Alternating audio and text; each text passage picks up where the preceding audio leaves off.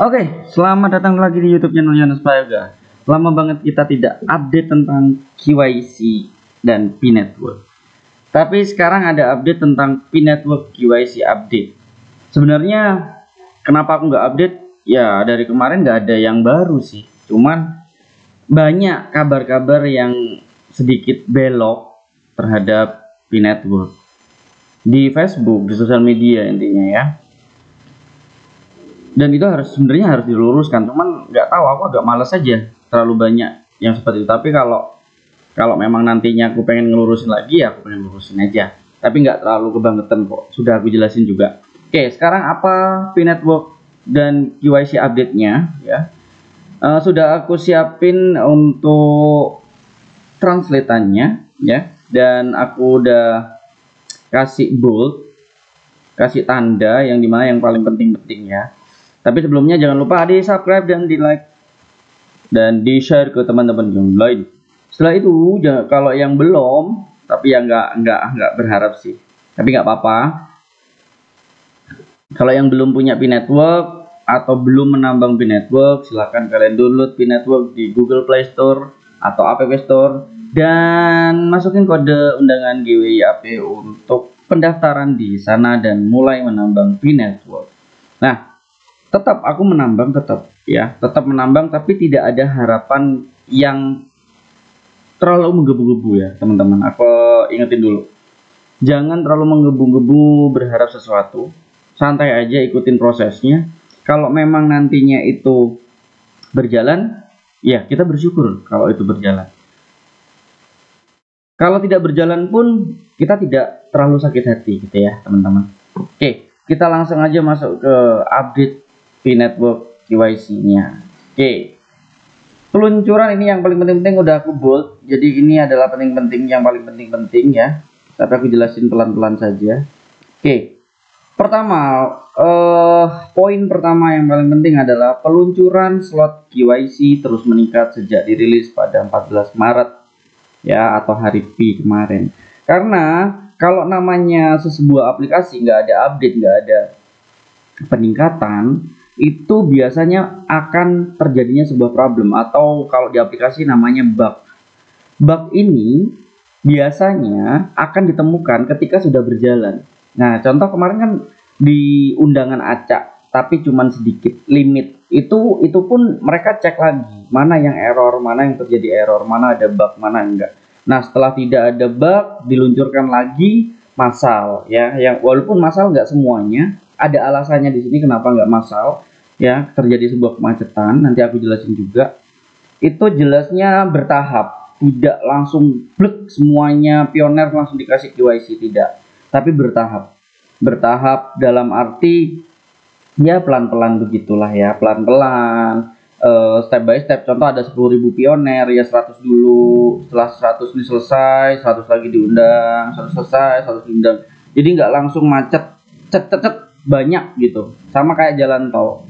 Jalan tol kalau kita langsung dimasukin semuanya nggak cukup ya, jadi satu persatu masuk ke tol itu satu persatu. Oke, gitu. Oke, lanjut. Poin ketiga yaitu jaringan perlu menskalakan setiap langkah corong KYC jaringan yang dipecah menjadi 3 langkah utama.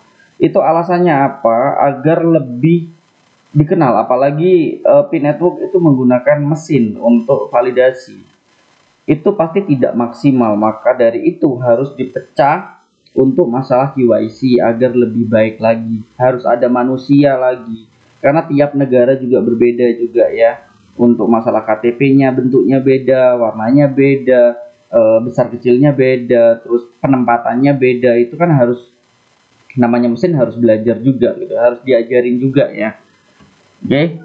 Dan kita pun kalau kita melakukan sebuah validasi atau validator, menjadi validator, dan itu adalah orang-orang Amerika yang kita validasi, ya kita kadang tertipu dengan sebenarnya yang mereka itu menggunakan KTP yang kayak gimana, atau menggunakan identitas yang seperti apa, kan kita nggak tahu. Kebanyakan kita tahu cuma KTP kita sendiri Indonesia gitu ya. Jadi benar-benar harus dikembangkan lagi oleh P-Network masalah KYC ini, dan banyak banget. Yang pertama, langkah pertama adalah atas undangan. Pioner mengunduh P-Browser untuk mengakses aplikasi P-KYC Yang kedua, pelopor melengkapi dan mengirimkan aplikasi QIC. Dan langkah ketiga, sistem QIC menggunakan algoritma pembelajaran mesin dan validator manusia memproses aplikasi. Nah, lebih jelasnya ada di bawah. Nanti kita langsung aja, kalau aku bacain semua pasti banyak. Jadi aku langsung aja ke poin-poin pentingnya saja. Oke. Penskalaan langkah pertama, meningkatkan jumlah undangan untuk masuk ke corong teknis. Secara teknis sepele dalam langkah ini, kita cukup mengundang semua orang, namun sebelum kita melakukannya, kita perlu memastikan bahwa jumlah undangan yang besar tidak akan membuat penyumbatan yang justru menghambat kecepatan bootstrap dan penskalaan sistem secara keseluruhan. Nah, ini yang aku jelasin tadi, dimana ketika terlalu banyak yang diundang, itu membuat server juga makin berat, terus habis itu memvalidasi juga satu persatu itu semakin macet, jadi malah error semuanya gitu ya. Jadi itu alasannya kenapa ada yang diundang, ada yang belum, ada yang diundang, ada yang belum, kayak gitu. Jadi karena terlalu banyaknya pioner gitu, puluhan juta data yang harus divalidasi. Itu harus ada proses atau harus ada namanya apa ya, step-stepnya. Nggak bisa secara langsung, tidak bisa secara total itu selesai, nggak bisa teman-teman ya. Oke, next adalah penskalaan langkah kedua. Tes keaktifan ini adalah fitur penting dari aplikasi QIC yang dimasukkan untuk menetapkan bahwa pemegang akun Pi adalah manusia nyata. Karena banyak banget itu sekarang ya, pinternya orang-orang bagaimana kita scam ya, banyak-banyak. Jadi gimana menambahkan sebuah fitur ke dalam validator mesin itu bisa tahu bahwa itu ditipu atau tidak. Jadi kita harus pihak tim juga harus belajar tentang bagaimana sih perilaku orang-orang yang scam. Terus baru diajarkan ke robot validasi tersebut. Kalau nggak gitu ya bahaya gitu ya. Bisa aja ada celah dari validasi mesin itu untuk ditipu gitu ya.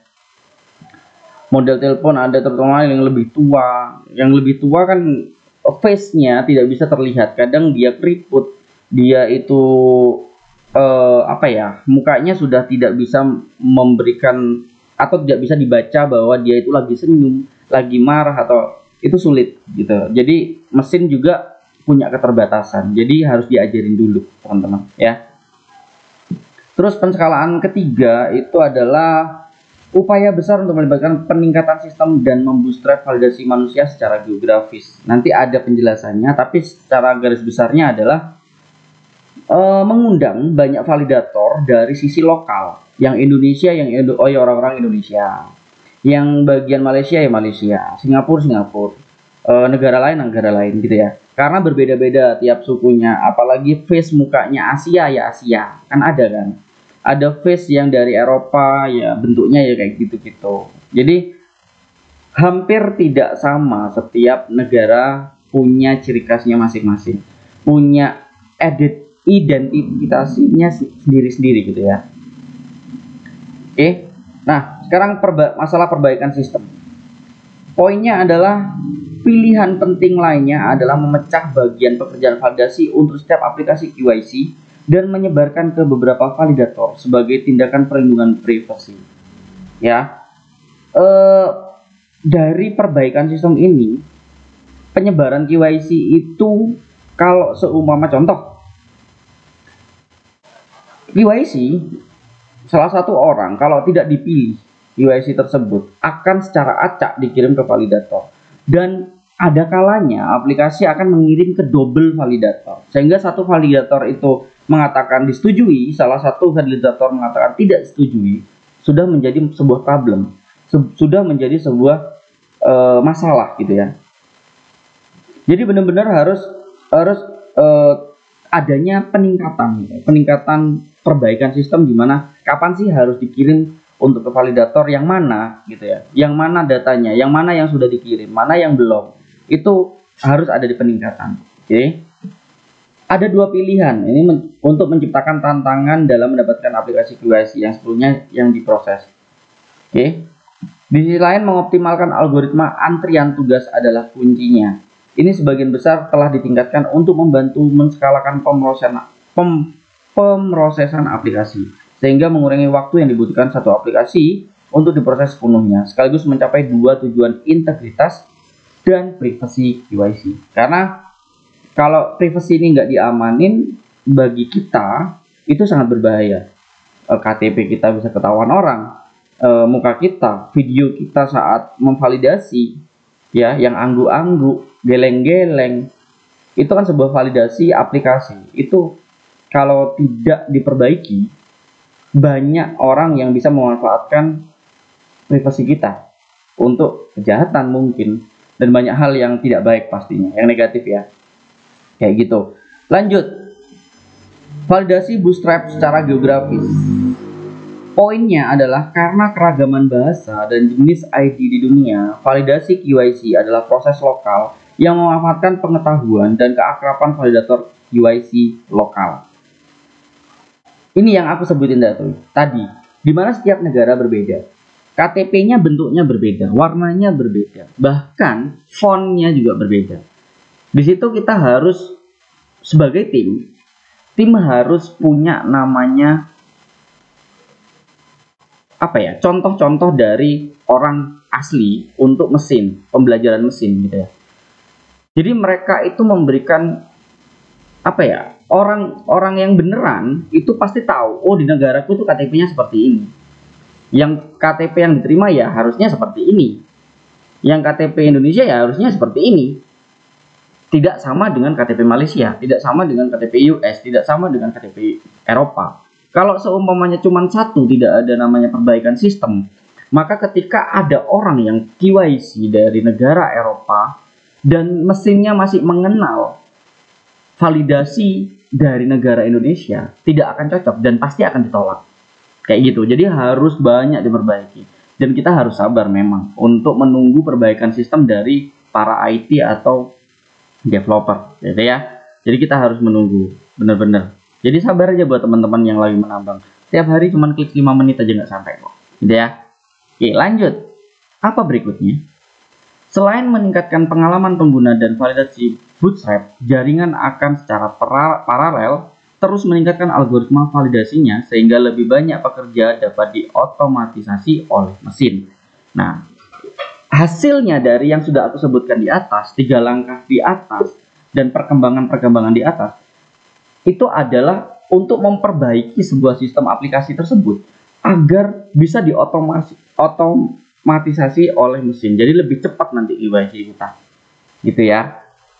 Mungkin sekarang lagi pelan. Nanti ketika mesin sudah mulai pandai, sudah diajarin banyak hal tentang yang sudah kita bicarakan sebelumnya, itu akan secara otomatis validasi akan cepat untuk memvalidasi. Tidak perlu menunggu orang ngantuk, tidak perlu menunggu orang memvalidasi, tapi mesin langsung otomatis selesai semua karena sudah cukup dia belajarnya.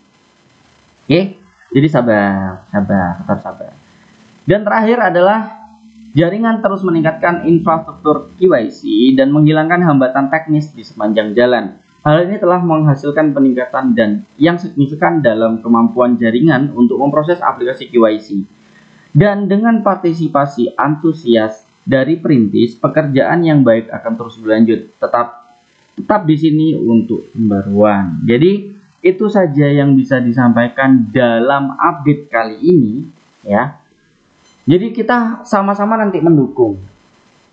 Jangan sampai kita ada dua nih. Jangan sampai kita menyerah, satu. Itu pasti, ya. Walaupun lama ya, saya akui itu lama. Yang kedua adalah jangan terlalu fanatik. Kita harus ada di tempat yang netral. Pekerjaan kita jangan sampai terpengaruhi, pertemanan kita jangan sampai terpengaruhi, sosial kita jangan sampai terpengaruhi hanya karena masalah perbedaan pendapat dari ini scam, ini tidak baik, ini sia-sia kita melakukan. Tidak, silakan pilih secara pribadi. Kalau ingin menjalani dan percaya ya percaya saja, tapi tidak fanatik. Kalau tidak percaya ya udah uninstall saja dan stop, gitu ya. Cari hal lain yang mungkin lebih bermanfaat daripada mencemooh, gitu ya. Jadi kita sama-sama di tengah, netral. Aku juga sama-sama nggak tahu kedepannya apakah developer menjalankan tugasnya dengan baik atau tidak pun kita tidak tahu. Kita cuma berharap, ya berharap, tapi jangan berlebihan, ya gitu. Oke, itu aja yang bisa aku sampaikan. Jangan lupa subscribe, like, dan di-share ke teman-teman yang lain. Mohon maaf kalau lama update karena baru pindah ke kota yang baru, sehingga ada sedikit yang harus aku kerjakan. Dan ya banyak sih yang harus dikerjakan gitu ya. Itu aja.